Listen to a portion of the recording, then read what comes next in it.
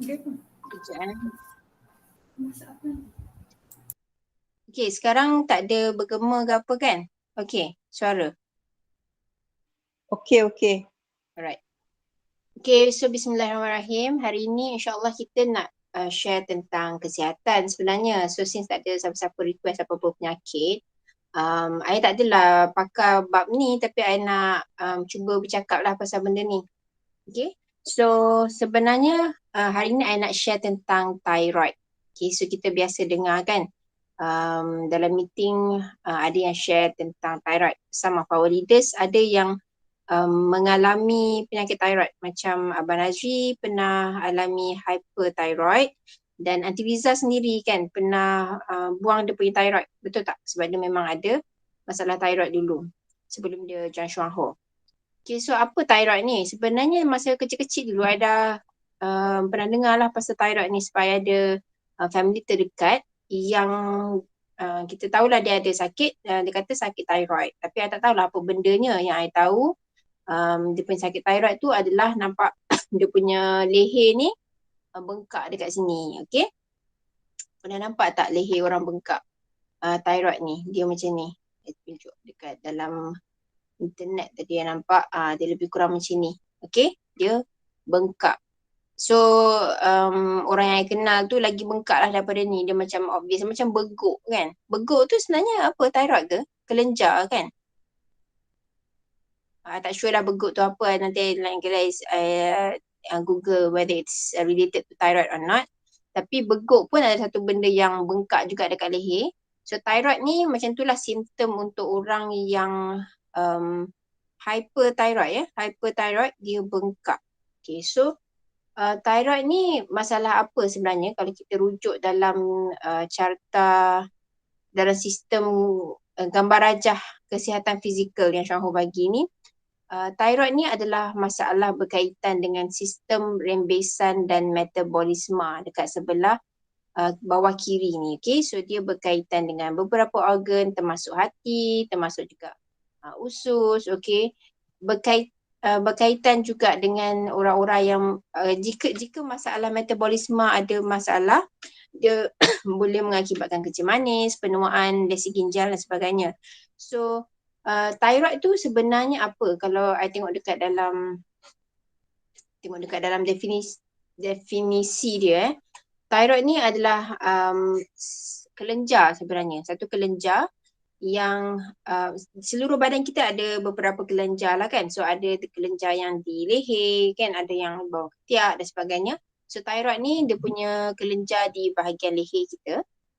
Dan dia fungsi dia adalah untuk mengeluarkan sesuatu substance yang boleh membantu badan kita untuk untuk sesuatu tertentu, dan dia menghasilkan hormon yang boleh mengawal beberapa fungsi dalam badan. So dekat sinilah definisi thyroid itu.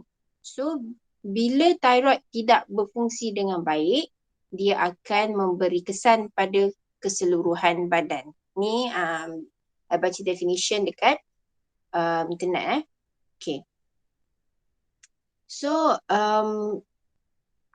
thyroid ni ada dua penyakit Satu hyperthyroid, satu lagi hypothyroid. So kalau tengok dalam gambar rajah ni, ini normal thyroid. Nampak tak normal thyroid ni dia macam biasa je lah. Tapi kalau dia dah membengkak, nama dia enlarged thyroid lah. Dia dah ada bengkak tu tadi gambar yang ini kan. Sebenarnya thyroid dia dah membengkak. Kelenjar dia dah membengkak. Okay. So kalau kelenjar dah membengkak tu adalah simptom hyperthyroidism. So hyperthyroid ni simptom-simptom dia adalah salah satunya kelenjar tu bengkak. Okay. Salah satu lagi simptom yang normal kita boleh tengok untuk orang ada hyperthyroid ialah mata dia macam apa orang panggil terkeluar sikit. Mata dia macam bulat dan macam nak terkeluar sikit. So orang yang kan kita pernah nampak kan orang yang mata macam tu, so itu adalah simptom dia mengalami hyperthyroid sebenarnya. Antara selebriti-selebriti yang terkenal yang ada yang kita ketahui dia ada masalah hyperthyroid ialah, sekejap I try cari gambar. Tak tahulah dia terkenal ke tidak kan, tapi famous lah kan, dia comel je muka dia, dan dia pernah share dia memang mengalami hyperthyroid. Siapa kenal ni? Alamak, sekejap. Siapa kenal ni? Memang tak lawa pula gambar dia. Amin macam blur. Ni Heliza Hilmi. Pernah tengok tak? Dulu dia selebriti lah kan. Dulu dia join Akademi Fantasia. Terus sekarang dia dah aktif aktivis Palestin lah, apa benda semua kan. So gambar ni tak clear sangat lah. Okay. Tapi boleh nampak tak dia punya, okay, yang ni macam bulat sikit. I mean, I nak tunjuk, bukan nak cakap apalah, tapi nak tunjuk contoh kan, contoh mata. Bukan sebelah kanan tu, sebelah kanan tu insyaAllah dia sihat. Kita nak cakap yang sebelah kiri ni, okay. Nampak tak mata dia macam lain macam sikit kan, macam bulat sangat. Okay, so orang yang mengalami hyperthyroid ni memang mata dia macam terbeliak sikit. Macam tu, terbeliak nak cakap perkataan tadi. Okay, itu adalah salah satu simptom hyperthyroid. Okay, so perbezaan hyperthyroid dengan hypothyroid. Thyroid ni ada dua kan, satu hypo, satu hyper. Okay, satu tadi yang bahagian mata, hyperthyroid sedikit terbeliak. Untuk hypothyroid, kawasan muka dia jadi lebih sembab. Hypothyroid. Okay, hypo ni dia macam lebih aktif lah. Okay, lebih aktif. So hypo is the opposite. Hypo ni macam slow sikit. Metabolic rate dia macam slow sikit. Hyper ni macam metabolic rate dia terlampau cepat. Satu lagi ialah kadang-kadang ada orang tu dia mungkin kuat makan. Dia makan banyak. Tapi badan dia tak naik-naik. Okay, badan dia masih kurus juga. Dia kata kenapa dia makan banyak tapi badan tak naik. So dia mungkin mengalami hyperthyroid. Di mana dia punya badan metabolic rate dia terlampau aktif dan cepat proseskan makanan yang dia makan tu. Tak sempat makanan yang dia makan tu nak duduk lama-lama dalam badan. Okay. Sebab tu dekat sebelah kanan ni dia kata hyperthyroid ni kadang-kadang nampak kurus, weight loss. Okay. Selalu mengalami cerit berit kan. Jadi dia makan terus proses terus membuang. Makan terus proses membuang sebab terlampau aktif. Dia punya metabolic punya rate. Okay. Berbeza dengan hypothyroid. Hypothyroid ni pula kadang-kadang orang ni dia makan sikit je. Tapi badan dia susah nak turun. Badan dia macam makin naik. Padahal dia makan sikit je. So heartbeat dia pun lebih slow. Selalu sembelit. Sebab dia punya metabolic rate dia terlampau slow. Terlampau slow. So bila dia dah makan pun masih tak, makanan dia masih tak dihadam, masih tak diuraikan lagi kan. So dia itulah dia nama hypothyroid. Kalau hyperthyroid dia tak tahan panas. Ni dia tambah kat sini dia tak tahan panas. Hypothyroid dia tak tahan sejuk. Mungkin juga simptom hypothyroid ni. Okay. Dan dekat sini kedua-duanya dalam gambar rajah ni kata hypo atau hyperthyroid ada kemungkinan mengalami masalah infertility. Okay, mungkin ada mengalami masalah kesuburan. Dan juga berkait juga dengan hair loss. Kedua-dua hyper dan hypothyroid mungkin mengalami masalah rambut gugur. Okay. Simptom-simptom lain yang pernah dengar tentang orang hyperthyroid ialah dia, kan tadi kita kata hyperthyroid ni dia hyper. Thyroid ni jadi kat perempuan je ke? Oh tak. Thyroid ni boleh terjadi pada lelaki dan perempuan. Tadi kan awal-awal tadi ada share kita punya leader Diamond Azri pun mengalami hyperthyroid masa dia ada kena hyperthyroid attack masa dia baru-baru berhenti kerja, dia baru nak buat full time syuaho. Dia pernah mengalami satu hyperthyroid punya attack. Simptom-simptom dia ialah dia macam rasa irregular heartbeat. So awal-awal bila orang rasa irregular heartbeat, orang suspek jantung dulu kan. Orang yang suspek jantung lah, ada masalah jantung ke. Tapi takkanlah ada masalah jantung. Dia kata ni ikutlah apa dia cakap kan. Dia kata masa tu baru umur belum 40 lagi kot masa tu kan. 39 betul macam muda sangat nak ada masalah jantung. So dia tak dapat tidur. Kalau tak silap dia tak dapat tidur kan sebab macam dia rasa jantung dia tu tak sedap heartbeat dia. Lepas tu barulah tahu dia sebenarnya tengah mengalami hyperthyroid. So antara simptom hyperthyroid ni hyperthyroid ni dia macam terlampau aktif kan metabolic rate. So some people dia tengah duduk, dia duduk relax ni dalam keadaan bertenang tapi jantung dia berdegup kencang seolah-olah dia tengah berlari. Itu orang hyperthyroid. Okay. Dia tengah duduk relax je sekarang, sepatutnya kita punya heartbeat normal je kan, tapi dia punya heartbeat laju macam orang sedang berlari. Boleh imagine tak orang macam tu. So ada lagi satu, saya pernah dengar orang mengalami hyperthyroid punya attack, ialah dia uh, um, dia satu hari tu dia kata dia tak boleh bangun langsung. Saya tak tahu kenapa. Dia macam dia tak boleh bangun langsung, macam kaki dia cramp ke, kaki dia tak boleh gerak ke macam tu. Orang ni ayah suspect dia hyperthyroid sebab dia kurus. Okay. Dan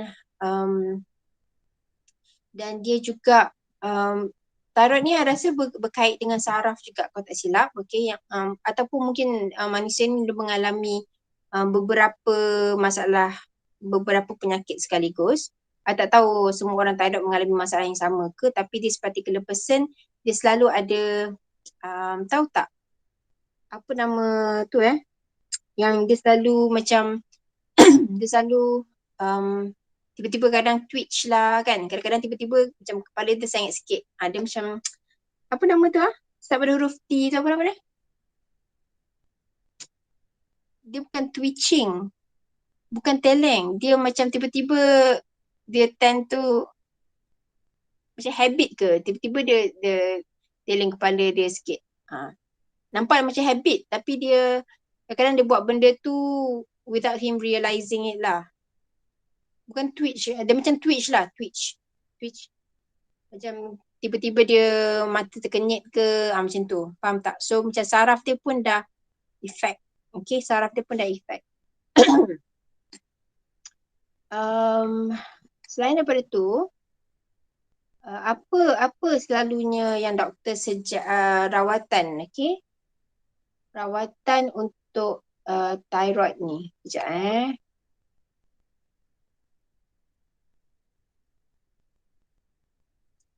Okay, rawatan untuk thyroid biasanya doktor akan bagi ubat yang berkaitan dengan hormon, okay, untuk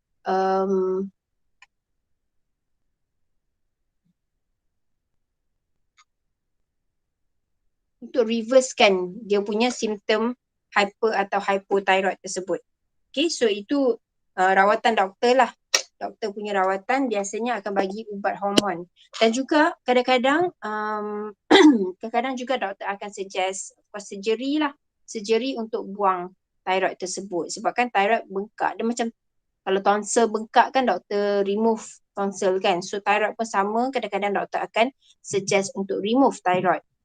So kalau dah remove thyroid tu hilanglah bengkaknya kan. Tapi kita faham tadi thyroid tu sebenarnya berfungsi, kan tadi ada mention dia punya definition dia. Thyroid tu adalah berfungsi untuk merembeskan hormon yang memberi fungsi dalam badan kita, dan jika thyroid tidak berfungsi dengan baik akan memberi kesan pada seluruh badan. So kalau thyroid kita membengkak, sebenarnya itu adalah satu signal yang badan kita nak bagi tahu ada masalah dalam badan kan. So syukur kita dah faham konsep healing holistically. Kita kena pay attention to signal-signal macam ni.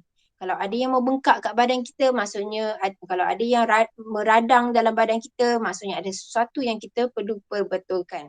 Sebab remove bukanlah satu solution yang terbaik lah. Definitely. Sebab kalau kita remove benda tu, kita dah tak tahu dah. Badan kita dah tak dapat nak bagi signal kat situ. Okay. So kalau kita masih ada masalah tu, kita dah tak tahu dah sebab signal yang sepatutnya bagi organ yang patutnya bagi kita signal atau kelenjar yang patutnya bagi kita signal dah tak ada. So kita tak tahu masalah tu dah solve ke belum. Dan tadi kan I mention beberapa simptom hypothyroid yang I pernah dengar ialah itulah dia punya jantung kadang-kadang berdegup laju. Kadang-kadang tak boleh nak bangun langsung. Okay. Dan dia akan definitely dia affect emosi juga. Orang yang ada masalah hormon imbalance, ada masalah thyroid ni, dia memang akan affect kita punya emosi. Kadang-kadang ada orang tu jenis yang cepat marah kan. Itu biasanya adalah masalah yang berkaitan dengan hormon, dan kalau tengok balik dekat dalam gambar rajah ni, dia memang kata berkaitan dengan infertility juga. Okay, memang berkait. So apa lagi pasal thyroid ni ya? Yang I tahu, okay, selain doktor bagi ubat hormon, I pernah kenal orang yang mengalami thyroid ni, memang doktor sarankan dia, orang yang I kenal mengalami thyroid lama ni, dia ambil ubat tapi dia tak ada masalah infertility, Alhamdulillah ya, anak dia ramai. Tapi doktor sebenarnya sarankan dia untuk tak mengandung. Doktor sarankan dia sebenarnya untuk tak mengandung sebab dia on medication tu, sebab dia tengah makan ubat. Tapi dia still mengandung juga. Okay, so bila kita mengandung sambil makan ubat, dia memanglah akan bagi efek dekat, dia akan bagi efek dekat anak dia lah. Okay, so ada beberapa anak dia yang ada masalah kan. So sebenarnya bila kita nak perkenalkan Lindsay ni, kita dapat bantu orang-orang macam ni. Sebab dia tak nak kawal pregnancy, tapi dia masih ada masalah penyakit ni. So the best ialah dia memang kena makan Lindsay, sebab Lindsay tak akan bagi kesan buruk pada anak dia, insyaAllah. Tak sama macam ubat kan. Ubat doktor memang doktor kata tak boleh pregnant because dia tengah makan ubat kan. Dan memang bagi kesan ke anak dia. Dan kalau tak silap ya, anak dia daripada baby pun kena makan ubat. Anak dia sejak baby memang kena makan ubat. Okay. Sorry. Dan dia cakap dekat sini memang dalam proses hormon, anak dia pun macam doktor bagi makan ubat thyroid lah juga, tak silap, sejak lahir. Okay, so kesian lah, okay, kesian. Memang tak membesar dengan 100% sihat lah. Dan dekat sini kata sebenarnya thyroid gland, kelenjar thyroid tu memberi influence, mempengaruhi hampir ke semua kadar metabolisme punya proses dekat dalam badan kita. So thyroid ni sebenarnya sangat-sangat penting lah juga, okay. Tadi tutup, sorry. Sangat penting juga dalam fungsi ni. So kalau orang yang dah remove thyroid, macam mana kan? So kebanyakannya kalau orang yang dah remove thyroid, doktor memang suruh makan pil hormon untuk gantikan fungsi thyroid tu. Thyroid tu dah tak ada, so thyroid tu sepatutnya menghasilkan hormon, mengeluarkan hormon pada badan kita. So doktor suggest makan pil hormon. Tapi kita tahu kalau pil hormon ni, dia akan bagi side effects lain. Okay? Ramai je orang yang dah buang organ-organ tertentu yang menghasilkan hormon, lepas tu bila makan pil hormon dia kata rasa lain, rasa part of me is gone lah, macam-macam lah dia kata kan. Dia kata bila makan pil hormon ni ada jadi penyakit lain pula. Ni semua cerita-cerita kisah benar, okay? Bukannya saja nak takut-takutkan orang, tapi inilah benda yang terjadi. So sebaiknya ialah, and memang ada orang sebelum buang tu dia kata sebab dah tak tahan sangat lah, sakit tak tahan, tak apalah, biar je lah, buang je lah. Doktor kata suruh buang je lah.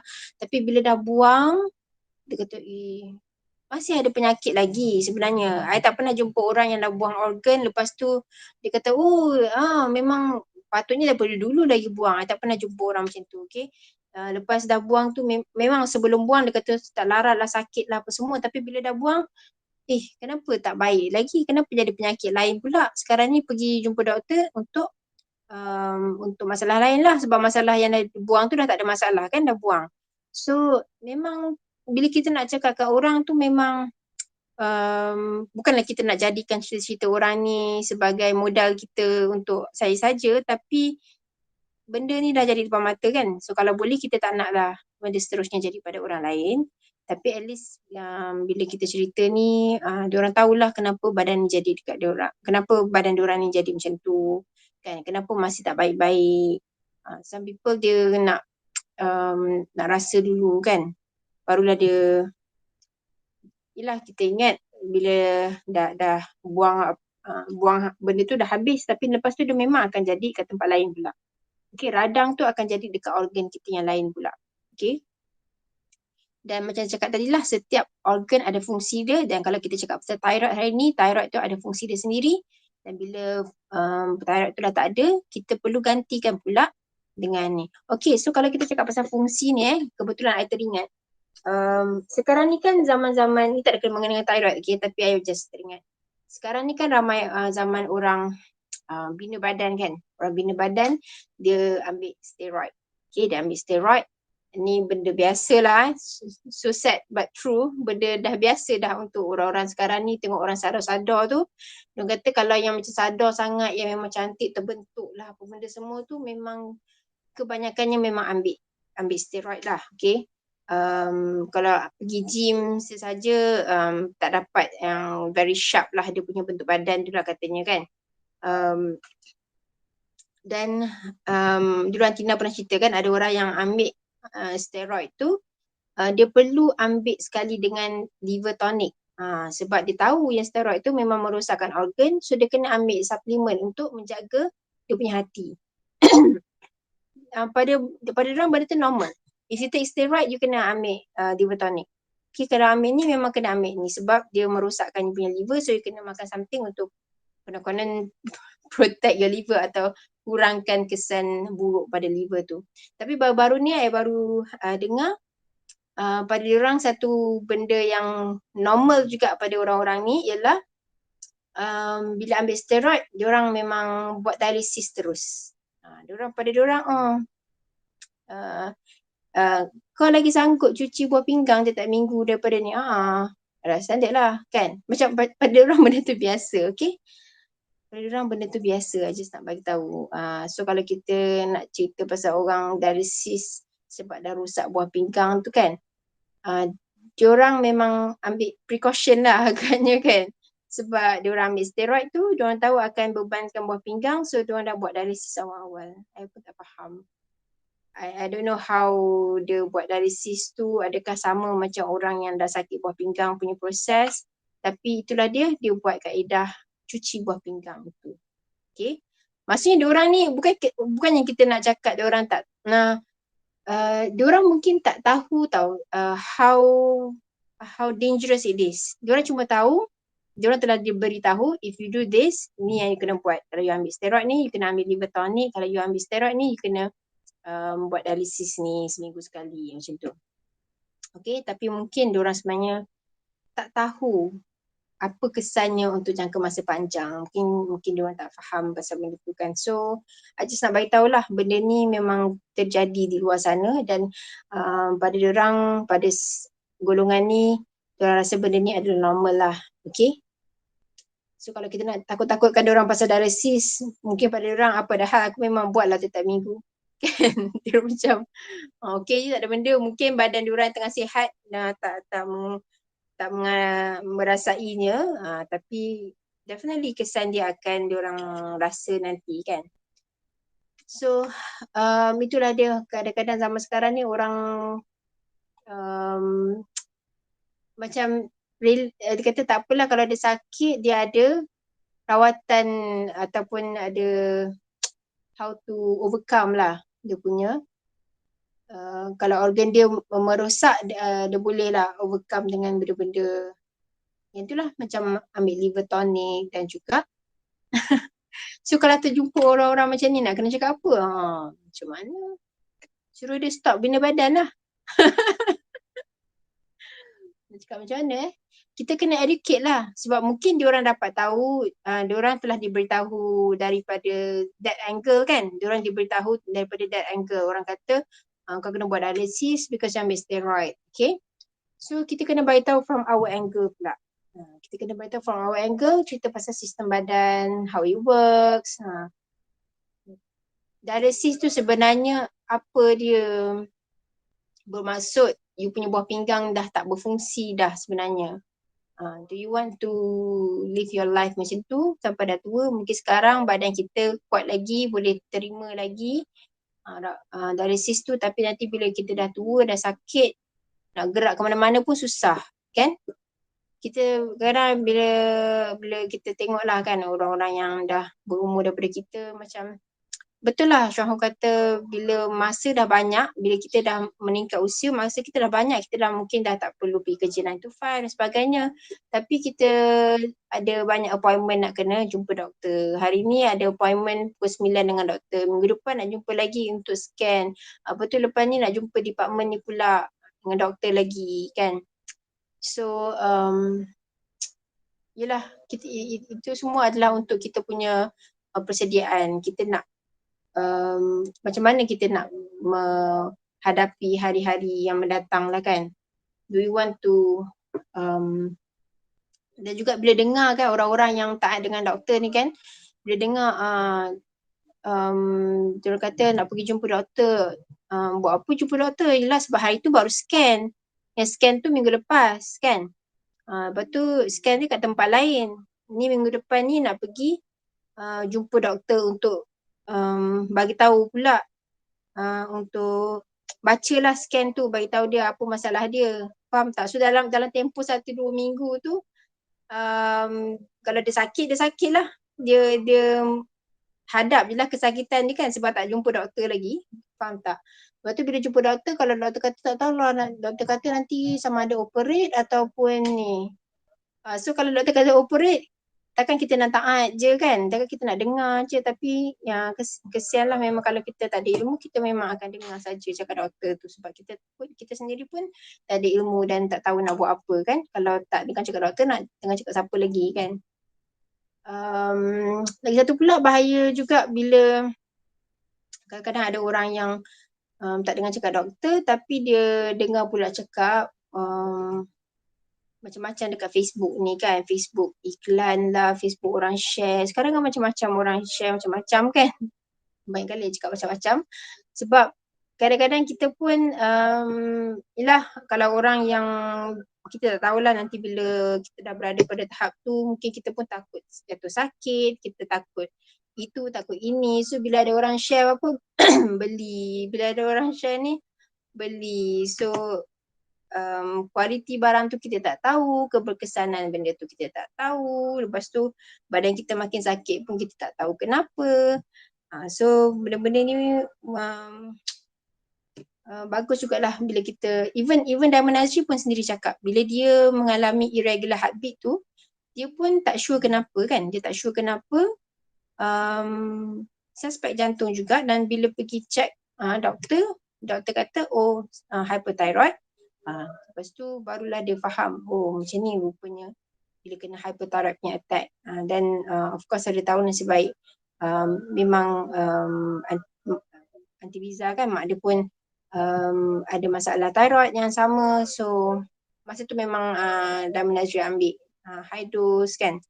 Dan Alhamdulillah lah dia dapat melaluinya tanpa perlu buat apa-apa surgery dan sebagainya, kan. So hari tu pun kita ada dengar, kan, yang ada kes hyperthyroid yang sampai kena buat surgery, dan after surgery dia makan produk dan dia punya recovery sangat-sangat cepat, kan. Hormon level dia terus turun normal dalam masa yang sangat-sangat cepat. Nanti Nina pun downline. Okay, lepas tu even nurse, doktor pun mula-mula tu nurse doktor tak bagi dia makan produk, kan. Bila tengok tu kena makan sorok-sorok. Tapi bila dah dapat result yang sangat-sangat cepat tu, of course lah, lepas tu barulah ada orang tak halang lah, kan. Okay, so I rasa itu je yang nak share pasal thyroid ni. Itu je yang I tahu kot. Tina nak tambah apa-apa tak? You tanya I sorry. You ask me. Okay, thyroid. Kebetulan sebenarnya my son-in-law ada chronic hyperthyroidism, kan. Husband Sumaya. Okay, in his case memang chronic, very chronic. So dia dah jadi sangat-sangat kurus dan mata dia terjojol and all those things.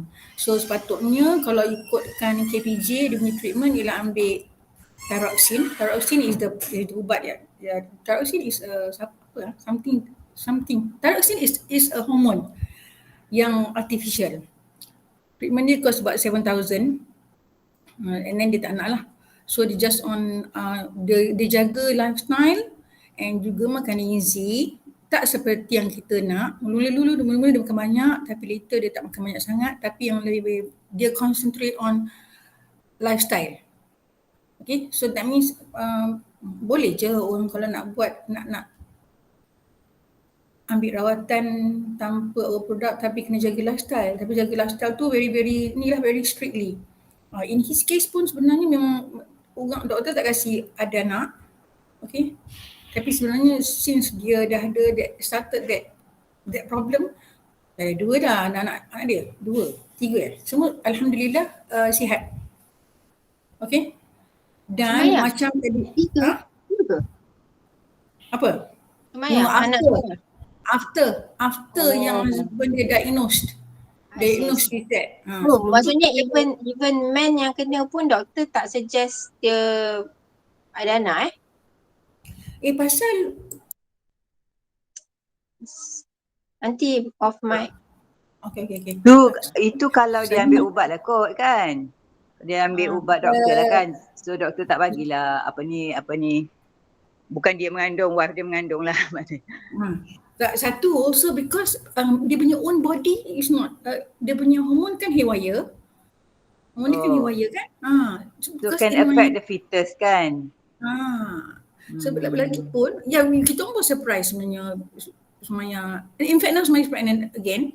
Sebabnya hormon dia orang in my son-in-law punya case memang very serious. So masa Nazri kena thyroid tu memang Noliza dengan I consult ni all the time lah apa yang my son-in-law buat. My son-in-law memang totally tak ambil drugs langsung. Nazri still ambil doctor's medication sebab Diamond W memang advice because thyroid ni memang laju tau dia punya attack. So Diamond W advice Nazri masa tu ambil juga drugs dan juga ambil high dose Lindsay. Okay, so kan kita punya produk kan kadang-kadang memang better when taken with western medicine. So Nazri memang ambil drugs juga dan juga Lindsay high dose and he got over that sekejap lah, tapi memang dia kata memang rasa macam nak mati dan semua tu kan. Tapi macam mana in-law dia suffer lama sangat yang kena, kalau dia makan pun dia lapar, dia makan banyak pun lapar, dia kena makan siang, malam, tengah-tengah malam pun tak ada tidur. Orang hyperthyroidism malam susah nak tidur because they overactive. They have to stay awake. They cannot fall asleep. And when they are awake, dia jadi lapar. Lapar dia orang tu kalau dia tak makan, dia sakit. Badan dia jadi menggigil pun bukan je setakat macam kita lapar. Tak. It becomes very uncomfortable. So dia kena cari food. So kadang bila malam-malam buta, orang semua tidur kan. Siapa nak kasi dia makan tengah malam, kena makan throughout the night kan. So in that case, kadang he will resort to burger lah, to Maggi lah. Dia tahu pun tak bagus tapi kelaparan tu amat menyakitkan. Okay, suffer. And masa tu also memang dia temper very susah. Hyperthyroidism also your emotion kan. Jadi lekas marah, lekas tak sabar and semua tu. And selalu menggigil. Anyway, alhamdulillah, he's not 100% recovered tapi he's much better lah. Tapi memang dia jaga dia punya lifestyle. Habis-habis yang juice yang diorang jual tu actually bukan pasal nak jual sangat because he consumes the natural juice tu every day. So lepas sementara tu also dijual. So selain tu dia ikut Nordin Darus punya diet. No sugar lah, no macam kita juga tu, no sugar, no dairy, no tepung, semua diikut. And then ada satu benda yang bagus when kita discover, when you lapar sangat, this one that doesn't apply to thyroid people, to kita semua juga. Sometimes yang kita lapar sangat, kita makan kan berebut-rebut kan. Dia orang kita perasan, masa ni dia makan, kalau dia makan dah banyak, dia makan terberebut. Later baru penyakit ni kadang-kadang jadi satu lesson for you kan. So he learned about why it happen like that. Bila dia lapar sangat, dia makan berebut-rebut. Bila dia makan berebut-rebut, there's a hormone in your brain nama dia leptin. Saya tanya you all dengar tak video yang I share in the group? That video actually is shared by Didi Naliza. You all tak tengok share 2 kali in all the groups. Nama dia Gut, the Key to Health. Bagus, few days ago I share. It's very Belum good. tengok lagi, tak sempat. Bagus tau. It's very good. Ada banyak tips masuk dalam tu. Mengandungi semua the lifestyle semua. He talks about the gut. And one of the things I mentioned tadi pasal makan laju tu, dia kata bila you makan, chew. Nabi pun suka kita chew kan. About yang berapa kali yang Nabi cakap tu tak tahu hadis tu sahih ke tak. Tapi chew tu banyak kali. Kalau the nutritionist punya point of view tu, chew tu sampai jadi, dia kata orang tu cakap chew to liquid. Chew to liquid. Maknanya chew tu sampai dia punya consistency tu macam baby punya food. Imagine tak kita kena chew kita punya food tu sampai jadi macam baby punya food. That's the right consistency. Okay. So bila mak saya lalu cerita bila dia lapar tu tengah malam, makan tu laju. Maknanya chew pun tidak. Kan? Sama dengan Fazal sikit pun makan laju. So one of the things that bila you tak chew, ada beberapa perkara tau yang berlaku. First kali, bila you chew, lama-lama your brain release a hormone called leptin. Leptin tu memberi you rasa kenyang. So you chew lama-lama, leptin tu sempat tiba dekat mana-mana, kat perut mana, then you rasa kenyang. Tapi bila you chew terlalu laju, leptin tu tak sempat nak bagi signal. You faham? So you tak rasa kenyang. You makan laju, you tak rasa kenyang, you rasa lapar. That's why orang Perak dia rasa lapar, dia makan laju sangat. Dia makan tu tak banyak, tapi tak kenyang-kenyang. So end up, they overeat and yet they're very thin because the metabolic rate is too fast. So dia memang makan banyak tapi skinny tu memang sangat skinny. Then plus, it's all a vicious circle because orang hypothyrod so tak boleh tidur because otak terlalu laju kan. So bila tak boleh tidur, end up tadi makan banyak. Ni I berdiscuss dengan Mas Nailah, bila tak tidur malam-malam, you rasa lapar. That's one of the problems why sleeping early is important. Because if you sleep early, you tak makan, you kasi tidur kan. Tapi if you sleep late or you watch TV ke, you buat main game ke, or you buat kerja ke, when you sleep late, you're awake, so you rasa lapar kan. So you dah inculcate another habit yang tak elok, which is makan malam. So bila you makan malam, bila you tidur, katakan you makan about kejap lagi dia tidur kan. When you sleep, digestion stop. So benda you makan tadi berlonggok dalam perut you, your perut tak digest. So dia menampai. That's why besok dia ada angin lah, sakit perut lah, semacam-macam. Okay. So nombor satu tadi dia makan laju, chew. So orang yang ajar dekat that video nanti orang dengar, dia kata bila you chew lama-lama, your saliva has enough time to cover all the food that you tengah makan. Satu. Bila your saliva have enough time to cover all the food, because saliva ada juga enzyme yang tolong digestion kan. Kan, you all ingat tak? At least maltase to help digestion of starch. Betul tak? Betul tak you all? Apa dia? Tak tahu ya? Apa dia tu? Dalam saliva kita ada enzyme.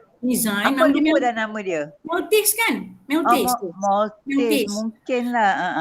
Dia the beginning of the digestion of carbohydrate. So jika you tak chew long enough, saliva tak cukup nak cover your food. So that digestion dah lepas, telan dah semua tu, rugi the enzyme. Okay, satu. Yang kedua dia kata juga tadi perut tak rasa kenyang because leptin tak sempat nak keluar. So mengunyah ni banyak-banyak kali ni sangat penting. And dia kata kalau nak tahu sampai dia jadi liquid.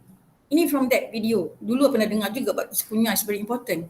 Okay, dan lepas tu this person also cakap pasal makan. This one also you all tahu, makan sunnah kan pakai tangan. Sunnah pakai tangan kan. Kat tangan dah ada enzyme kan. Right? That's why sebenarnya digestion begins dekat tangan. Tapi kita kadang-kadang kita berangan, suka pakai fork and spoon. Kita dah miss one step. Lepas tu kita makan pula laju-laju, dah miss another step. Lepas tu kita minum air dah miss another step. Lepas tu kita tidur lambat, kita makan sayang malam, dah miss another. Lepas tu lah kita selalu sakit. Zaman dulu masa atuk nenek kita, TV tak ada TV pun, kita tak ada TV. Zaman atuk nenek kita tak ada TV, right? Bila tidak time pukul 8 lepas isyak, dia dah tidur. Okay, zaman kita lagi kecil, zaman I lagi kecil dulu, waktu TV habis pukul berapa lah? Pukul 9 kot. Tak ada macam-macam channel kan. Ada satu channel. Pukul 9, pukul 10 tutup, so kita kena tidur. Sekarang the TV program is 24 24 hours. jam. Pasal lu bebel dengan Naimah pasal benda tu. Hours. And then bila dah 24 hours pun you have apa benda lain? YouTube, Netflix, movies macam-macam. So kita punya general habit zaman sekarang memang dah campur-campur tu semua. That's why kita melonggok banyak penyakit. Jadi kita kena go back to asal. You know, I know some strong, very very strong Buddhist. Dalamnya orang yang kuat-kuat agama ni dia praktis benda yang baik. Patutlah kita kan. Di strong Buddhist dia run organic shop. An organic shop. You know what time dia tidur? Dia kata kita patutnya tidur, kita kena ikut waktu, you know, waktu burung-burung semua tidur pukul berapa. And burung, bila ikut burung-burung tidur pukul berapa, burung pagi-pagi dah bangun tau, pukul 4 dah berkicau-kicau kan. Masa tu kita bangun. Habis kita, dia simple, dia kata you follow the world. When the sun set, you get ready to sleep. When the sun rise, you get ready to wake up. So if you go against all those things, go against fitrah nature kan. So your body akan jadi confused, adalah inflammation dan seterusnya dan macam-macam. So in that video, dia cerita about our gut. Our gut is about berapa kaki panjang, you all tahu tak? I dah lupa dia dengar boleh expecting Our gut ada 35 kaki panjang ke, tapi yang paling penting dia kata the surface area of kita punya usus kalau dibuka kan, surface dia is about the size of 3 tennis courts. Banding dengan kulit. Kulit kita kita ingat kulit is the big the biggest organ kan. Tapi kalau surface area banding dengan kita punya gut kita tu 3-4 size of tennis court. So that's why you have ada villus kan. Villus yang macam jari-jari tu kan, berlipat-lipat dalam tu kan. Cuba ayah cari Google cek gambar villus, letak kat sini share screen. Okey, kenapa dia berlipat-lipat? Supaya surface area of the gut tu banyak. So dia kata gut is very important because bila kita makan apa-apa, selama-lama ni I ajar orang kan, I cakap kenapa penting jaga usus. You lah usia tadi. I cakap dengan orang kenapa usus yang sihat penting. Kerana bila you nak makan apa-apa produk, kalau usus you tak sihat, dia tak boleh absorb. Betul? Pasal kita permukaan kita punya usus tu kan kadang dia tempek-tempek dengan toksin lah, dengan gluten lah, so nak absorb tak boleh. Jadi bila makan produk tu tak boleh diserap dengan baik. Rupanya this man dia cakap lagi satu aspek of why kenapa usus tu penting tau.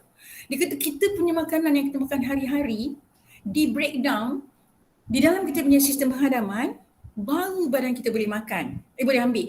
So jikalau kita punya sistem penghadaman tak elok, that means all that makanan tidak boleh di breakdown. Macam mana nak tiba ke sel-sel kita dalam badan kita, you tahu tak, dalam badan kita ada 75 trilion sel. So dia kata all this makanan daripada kita punya penghadaman ni patutnya kena pergi ke all the cells. So kalau you punya sistem penghadaman tak elok, tak boleh break down the food you're taking, macam mana you nak distribute that nutrisi tu kepada setiap sel. So usus ada 2, usus dan sistem penghadaman. I nampak tak kasih 2 lah. Satu tadi dia cakap pasal gluten also You jangan main ni suka makan tepung-tepung semua kan. Semua suka tepung lah, suka kari pap lah, suka pisang goreng. Betul gambar ni. Ni villus. Okay. Kita tengok ni villus. Villus ni kalau kita tengok ni semua, mana dia? Perempuan tu peranjat tu villus. Habis tengok sekarang. Okay, you tengok villus ni kan. Di dalam kita punya usus, kalau you tengok usus kita, ini dalam dinding usus kita. Okay, so dia terunjur cakap Melayu. Unjuran, ada unjuran. Ni unjuran-unjuran daripada kita punya dinding. That means dalam kita punya usus tu bukan flat je, bukan dia leper je dalam usus kita. Dia ada unjuran-unjuran tak supaya Kapet. Macam kapet lah. Macam kapet ni? Macam kapet. Tahu kenapa? Allah jadikan benda bukan suka-suka seronok, dia macam kapet cantik. Macam perut lah. Kan kita makan perut lembu tu kan. Ada macam tu tajam. I see. I don't know. Itu fungsi dia lain kot. Ini fungsi dia kenapa tau? Ini kita pun siapa tak pernah makan perut lembu. Tanya ayah makan perut lembu. Aku tak makan perut Rugi lembu. lah tak makan. Aku makan ekor dia je. Ekor dia sedap. Okay. Sekarang kan bila dia unjuran macam ni, permukaan tu jadi lagi banyak. Allah bagi kita supaya ada banyak lagi permukaan untuk menyerap bahan-bahan makanan tadi. Imagine kalau you ada makan banyak barang-barang bergluten, ini setiap ni semua di cover dengan gluten. Patutnya dia berdiri macam ni, dia semua terlepeh tau. Dia semua lepeh. Bila dia lepeh, you makan apa-apa, dia tak boleh serap melalui usus. That's why gluten is number one, kena ban. Kena ban. Habis macam mana pagi-pagi? Habis dah cakap jangan makan gluten, tadi ada orang telefon. Okey, kalau saya nak makan tepung Faiza boleh tak? Kalau saya nak makan tepung ni boleh tak? Nak je makan tepung. Bila saya tak boleh makan tepung, habis saya nak makan apa kalau tak makan tepung? Takkanlah mati takkan tepung. Kau ni, kalau saya kena stop gula pun takkanlah mati tak makan gula. Sebab itu kita mati cepat, mati sakit pasal makan gula, makan tepung banyaklah. Diam semua. Okey. Sekejap nak campur, nak tambah sikit kan. Aunty kata ni meningkatkan luas permukaan dalam perut kan. Kebetulan lately I ada study pasal ada kolam ikan. So nak study pasal macam mana nak letak barang-barang filter dekat dalam kolam ikan. Korang tahu tak?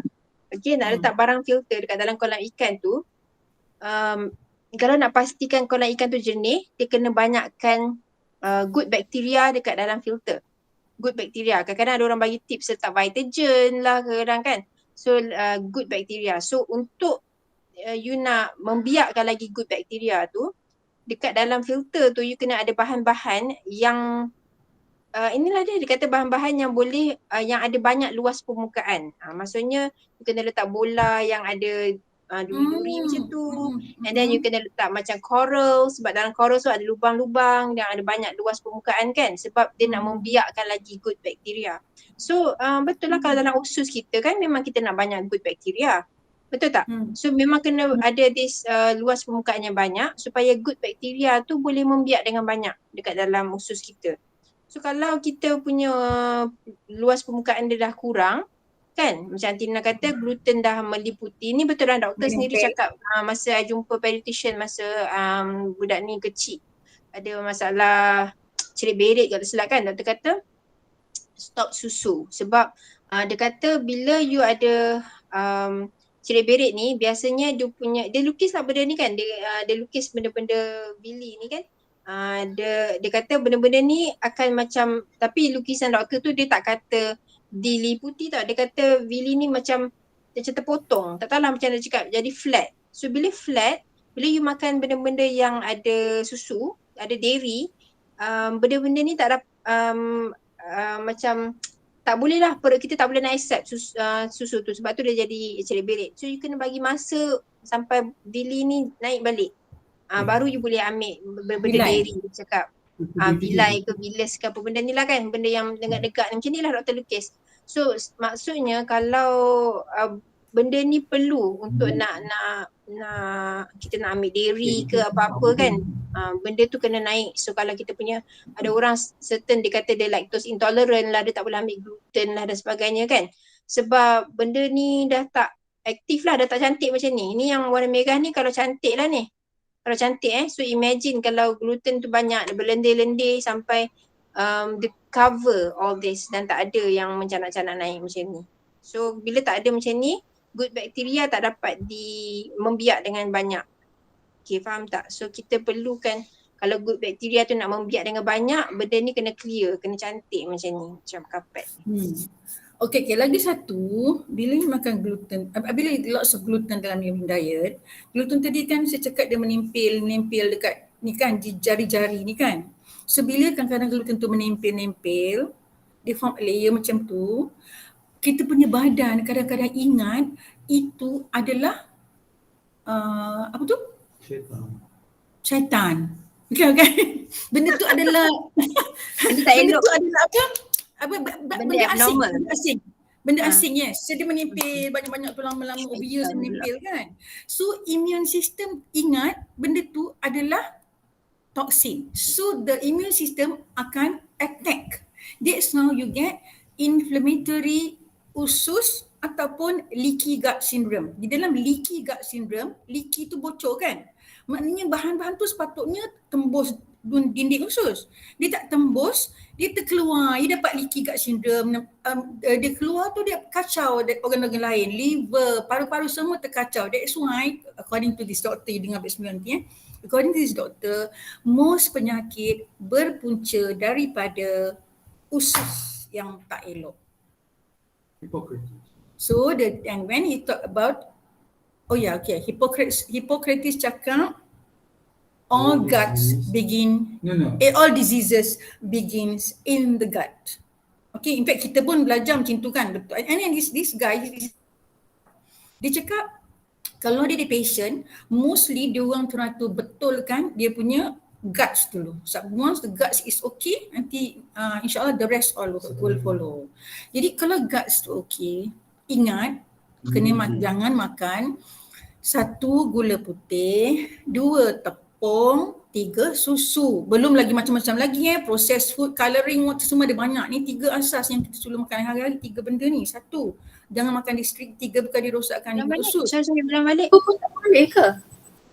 Nombor 1. Susu pun tak elok? Elok, tapi susu tu mesti susu daripada lembu yang makan makan apa?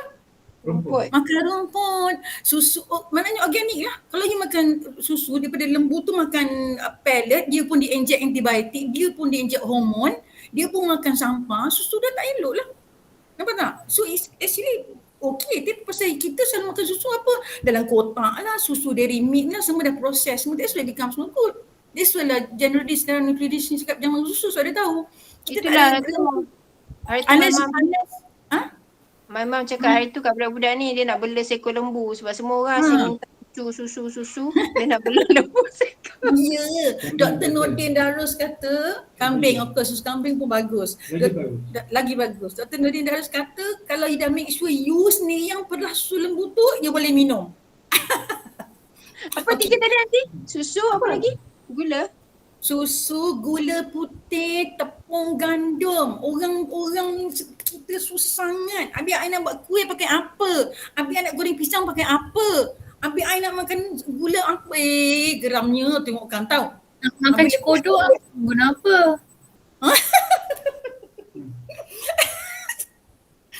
Aku tak makan cekodok pun hidup je. Makanlah pisang betul-betul, makan keledek, makan Ina. Tak boleh, kena makan roti. Roti, okey boleh. If you nak makan roti, boleh. Tapi you guna tepung sourdough ataupun jangan mahal. Mahal tapi and tak sedap. Sakit lagi mahal. Sihat mahal, sakit lagi mahal. And difficult to get also. Come on man, orang Subang susah dapat sourdough memang. Dekat mana tak tahu. Saya apa? Healthcare is more about saya kena ikut jagung guna kan nanti tepung jagung. Buat cucu pakai tepung jagung. Kejap ni ada orang cakap. Tepung jagung. Healthcare is more affordable than sick care. Ni guru I cakap ni kat depan ni. Healthcare is more affordable than sick care. Wait, tepung jagung. Kejap. Tepung jagung, most tepung jagung tak elok. Pasal jagung mostly ada GMO. Betul tak Puan Kamalia? Jagung. Ya. Yes, tanya nanti kita punya Puan horticulture. Tak, sebab kita tak sure kan. So kita tak sure actually. Maybe yes, maybe no. So no guarantee kan. Ya, tak sure tak payah. You ambil you nak tepung Okay. Tepung yang selamat if you all nak, tepung beras. Okay. Tepung beras selamat. Jadi kalau you kena kodok pakai tepung beras. Kamu lah be kreatif, be inovatif. I tengok ada je orang buat macam-macam pakai tepung macam baik untuk jadikan tu boleh je. Macam-macam bulut boleh tepung bulut. No. Pulut is gluten kan. Pulut. Ada gluten ya. Ya, pulut cakap orang putih apa? Glutinous rice. Glutinous rice ada gluten. Datang So perkataan not good. gluten. Mochi tak boleh apa? Mochi. Tepung ubi boleh? Boleh. Ubi sangat bagus. You tengok, that's what orang tua-tua pun pantang pulut kan? Jangan tua-tua tau. Yes. Nutritionist pun pantang pulut. Pulut besar pantang ni because it's gluten. Pantang tu maksudnya apa? Tak makan? Allah, maknanya aku pun tak faham pantang macam Tak. mana ni. No, kadang-kadang orang macam pantang nampak pulut nak makan. Macam tu. Itu ya juga. Itu ya juga. Itu pantang jumpa tu. Pantang jumpa pulut. Ya. Okey. Tambah. Doktor tu tadi cakap juga, ni guru I juga cakap, 70 to 80% of your immunity is housed in the guts. You tahu tak? Your gut ada 80, kalau I belajar dulu 85%. Tapi guru ni I kata 70 to 80%. So whatever it is, maknanya your immunity lies in your gut, 85%. So kalau you nak sangat makan cengkodok tu, makanlah besok immunity low macam mana? Kita rajin sangat nak buat cengkodok. Ambil keledek, ambil labu, ambil keladi, semua tu kukus, makan, sedap. Betul. Tak sedap, tak pernah rasa. Tak sedap. Dia It's kena all cecah dengan garam. boleh? Garam is good for you. Jangan ambil garam yang halus yang cantik tu. Ambil garam bukit, garam Himalayan salt. Jangan ambil garam halus. Boleh cecah garam, sedap. It's all a matter of you all nak ke tak nak sebenarnya tau. Boleh, insyaAllah. Okay. Tadi apa? Ina tanya apa Ina? Pasal gut tadi? Mochi. Dia suka makan mochi. Ya. Apa Ina? Tapi orang dulu kan suka buat kuih yang pakai pulut tu. Wajik lah, apalah. Ya, tapi you ingat tak? Lemang. Betul. Tapi orang dulu makan dia makan tak macam kita tau. Orang dulu Itulah. ada makan burger tak semua. Ada makan macam-macam. Itulah orang tak dulu- boleh makan lemang, nanti angin sebab benda tu lah Betul. Maksudnya usus Pasal air tu pulut. dah cantik dia punya Ha. kapet tu. Lagi satu yang macam orang dulu dia, walaupun dia ada makan range itu, tapi dia bukan makan wajib hari-hari. Bukan Duri makan je. hari. Kita hari-hari kita makan macam-macam sampah ada. Macam-macam sampah tak kira nak makan wajib pula. Yang menyelah tiap hari tu yang McDonald lah, yang lagi satu kalau you beli goreng-goreng kat tengah jalan tu kan. Kesian orang jual tu Kalau you goreng Dia rasa kuat dia. tak, I know dia goreng minyak tu banyak kali kan. Goreng minyak banyak kali tu is very dangerous because it is jadi apa? Minyak tu jadi apa kalau Tak elok lah. dia tak elok. Oxidize ya. Oxidize ya. Oxidize. Yes, it's oxidized. It's not good for you. It's not good because it can jadi cancer. It can encourage cancer to grow macam-macam. Sebenarnya kalau nak ikut cara lifestyle yang sihat kan, lagi mudah. Tahu you tak payah nak tumis banyak-banyak, tahu gula banyak-banyak, masak lama-lama, tak ada pun. Saya cakap yang ambil as simple as dia cakap ubi, keledek, labu semua tu you kukus atau you rebus. Apa pasal nak tambah gula, tambah santan, tambah apa, nak kukus, nak macam-macam susah.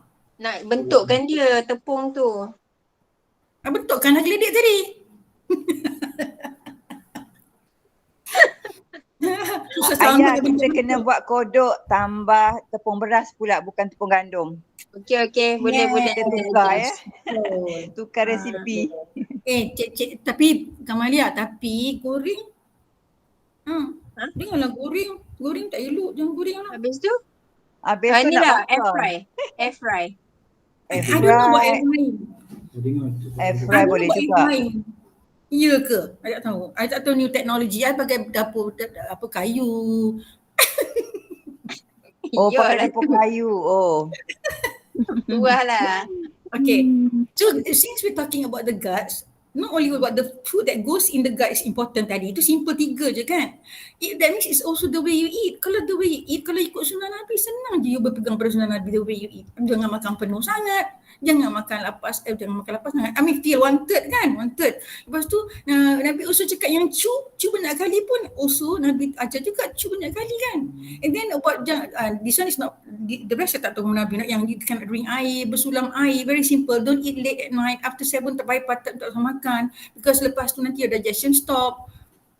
Ikutlah semua tu untuk menjaga digestive system because since your immunity comes from digestive system, you kena itulah makan pakai tangan. Okay lah. Okay lah, bye. Okay, so terima kasih banyak-banyak. Ada lagi nak sambung? Apa tu? Wait. Yeah, so that means from our product, since kita memang susah sangat nak jaga kita punya usus dengan baik, that's why kita perlu the set perut. Betul tak? Because it's like in our current lifestyle and our current living eating habits, kita dah susah sangat nak jaga keselamatan makanan. That's why the set perut to become like wajib in every household because nobody is eating safe right now. So set perut tu apa tadi? Lactoberry, fiber, protein kan? Campur kalau terbaik lagi pollen granular dengan Vitakin. Ada orang juga cakap kalau ada makan benda ni semua-semua nanti macam mana tak dapat makan nasi kan? Dia pun jadi risau tak dapat makan nasi. Actually bagus. You see Aina, she sampai tak makan nasi because dah fill up with. Tapi some people kata tak apa ke makan ni nanti tak boleh makan lain. Dia pun tak tahu yang lain dia makan tu mostly is rubbish. Sebab itulah kita kena educate orang satu persatu perlahan-perlahan. Dia kerja tu banyak sebenarnya. Mana boleh tunggu orang datang PM kita kena cari orang. Siapa yang tunggu orang PM ni? Aduh. Itulah tak proaktif. Pergi cari orang, tanya orang, ajar orang. Kena budak ni. Okay lah. So thank you very much Antina sebab top up tu lah. Kalau dah suruh Antina top up dia memang take over lah. So hari ni Alhamdulillah harap-harap semua orang lebih faham tentang thyroid. Sebenarnya saya pun memang tak erti sangat pasal thyroid pun. Saya tak pernah mengalaminya tapi apa yang share tadi semuanya based on apa yang kita dengar daripada dalam meeting dan juga apa yang saya tahulah pasal thyroid kan. So kita tahu thyroid ni berkenaan dengan hormon yang tak seimbang dan juga bila kita cakap-cakap nanti kita kebanyakan apa-apa penyakit nanti kita akan cerita balik pasal usus ni sebab semuanya sebenarnya sangat-sangat berkait. Okay, kita bercerita pasal kolam ikan lah apa benda kan. So Alhamdulillah I minta all of you I minta all of you please dengar that video yang by that nutritionist doctor yang semalam I post tu. Because that video is very good. Okay? Dengar. It's all about guts. Yang sedap. Kita ambil gambar. The key to health. Guts. Is it the same video yang dulu Aunty Liza pernah share tu? Kan selalu dia share pasal dia punya, rasa bukan kot yang tu, rasa audio dia punya sharing. Okay, so okay, nanti I tengok insyaAllah. Okay? Jom kita ambil gambar. Ada produk. Okay. Alright. Okay, tak ada produk tak apa. Letak muka kat situ sebab muka lah produk kita. Sudah produk. 1, 2. Nanti kamar dia ada? Alright, nanti kamar dia. Okay, 1, 2, smile. Okay, thank you very much semua insyaAllah. Assalamualaikum. Sorry yang lambat tadi kita inform. So insyaAllah kita sambung hari Isnin nanti, okay? InsyaAllah. Bye. Semua. Alhamdulillah. Bye Sophie. Thank you semua. Thank you. Minta maaf. The tone among the roses. The tone among roses. Tutup muka pula kan? Okay. Alright. Okay, Assalamualaikum. Salam. Sekejap nak stop recording.